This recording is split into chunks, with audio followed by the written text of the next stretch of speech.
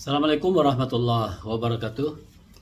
Sahabat semua, di mana saja Anda berada, saya berharap semoga kita semua sehat walafiat dan dilindungi Allah Subhanahu wa taala.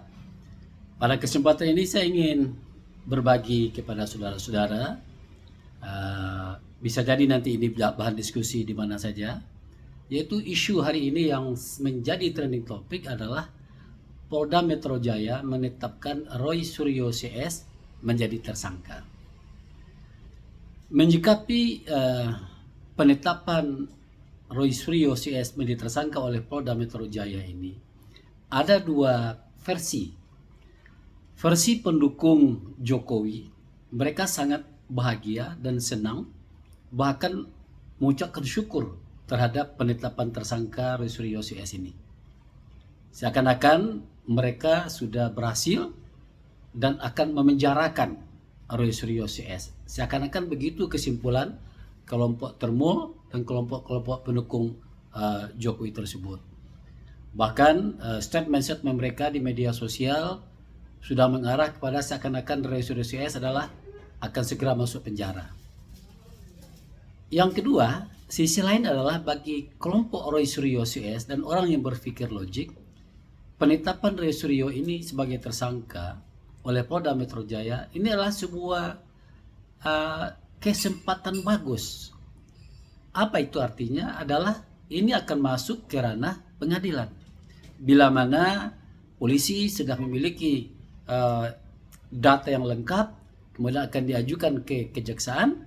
Bila mana jaksa menolak, ya akan dikembalikan lagi ke polisi untuk melengkapi data-data yang kurang.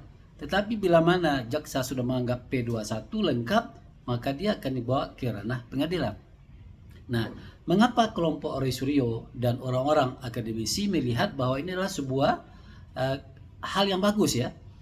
Artinya, bila mana kasus ini berlanjut ke meja pengadilan, maka di sana mau tidak mau Jokowi harus hadir di pengadilan karena dia mengadukan orang ini. Kemudian Jokowi bukan sekedar hadir di pengadilan, tapi dia akan dituntut, mana ijazah Anda Jokowi? Mana ijazah Anda? Nah, nanti akan terbuka terang benderang apa yang terjadi. Kata Polda Metro Jaya, dia sudah melakukan pengkajian sangat mendalam dengan lebih 100 orang yang ditanyanya dan ahli sekian puluh orang. Kini mereka berkesimpulan Roy Suryo CS hari ini ditetapkan sebagai tersangka.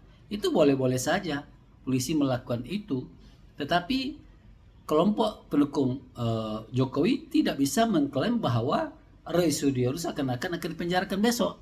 Justru mereka, Roy Suryo CS dan kawan-kawan dan pendukungnya termasuk saya akademisi, ini sebuah kesempatan bagus ya.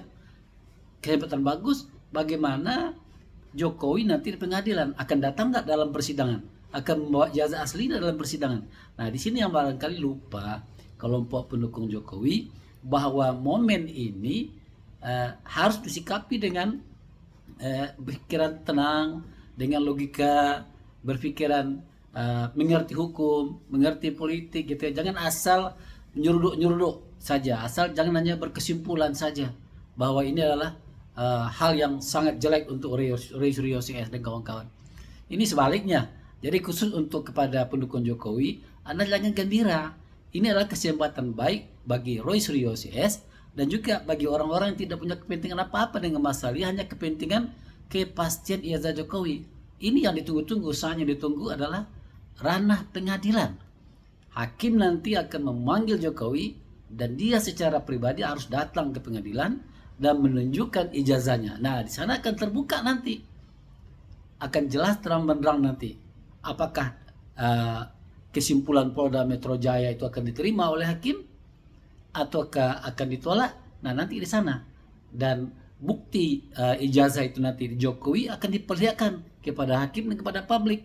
Selama ini kita akan melihat kata Polda Metro Jaya, bahkan kata kelompok pendukung Jokowi, Polda Metro Jaya itu sudah